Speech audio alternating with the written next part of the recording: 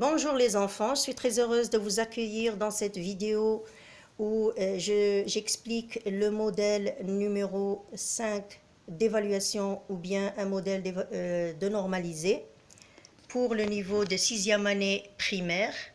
Donc généralement dans une évaluation vous avez un texte. Ce texte vous devez le lire 3 fois jusqu'à 5 fois. Pourquoi ?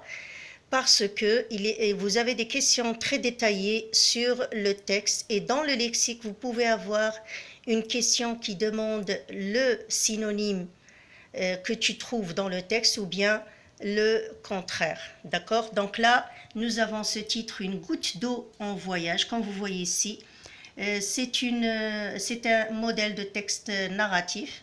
Là, vous avez l'ouvrage d'où le texte est extrait, le nom de l'auteur et la date de publication. Donc, tu écris en bas.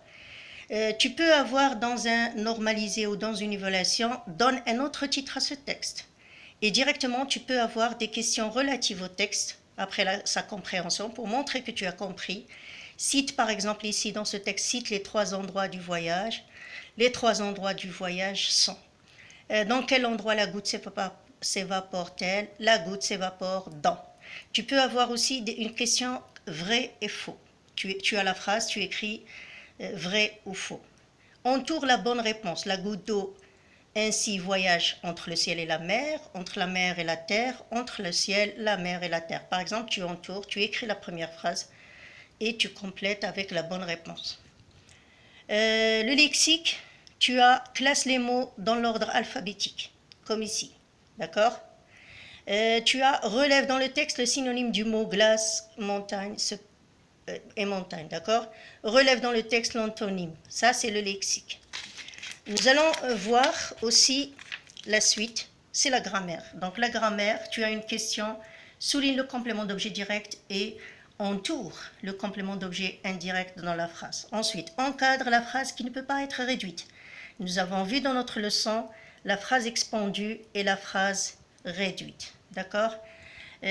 Troisième question de grammaire, souligne les types de comparaison. Est-ce que c'est égalité, supériorité ou infériorité? Tu peux avoir une seule phrase, tu peux avoir 2. D'accord? Écris l'accord des adjectifs. Hein, tu fais l'accord, si c'est pluriel féminin, l'adjectif il est pluriel féminin, donc l'adjectif il suit le nom chef en genre et en nombre. La conjugaison, tu as le présent de l'indicatif. Tu conjugues au présent de l'indicatif. Ensuite, à l'imparfait, ensuite au passé composé. Tu as 2 phrases, 2 phrases, 2 phrases et 2 points, 2 points, 2 points. Il faut faire très attention. L'orthographe trouve dans le texte 2 mots invariables. Et là, dans la deuxième, mets l'accord du groupe nominaux suivant. Donc la même chose, c'est le nom et l'adjectif. Il faut faire attention au genre et au nombre. Et là, bien sûr, dans la production écrite, la plupart du temps, tu peux avoir 2 exercices. Le premier exercice, il est très facile. C'est mettre un texte en ordre ou bien complète avec le mot qui est donné. Donc là, nous avons mettre en ordre ce paragraphe. Et ensuite, bien sûr, tu as fait un voyage. C'est un texte narratif que tu vas faire. Tu as fait un voyage pendant l'été avec ta famille à une des belles villes du Maroc. Raconte en quelques lignes les endroits. Et bien sûr, il faut aller voir aussi, pour bien comprendre la production écrite, la vidéo que je vais faire des types de textes et les étapes à suivre pour faire une bonne production écrite. Alors, je vous souhaite un bon courage et je vais vous partager la vidéo où il y a la correction de ce modèle d'évaluation. C'est notre modèle numéro 5. D'accord? Donc là, nous avons le modèle de l'unité 2.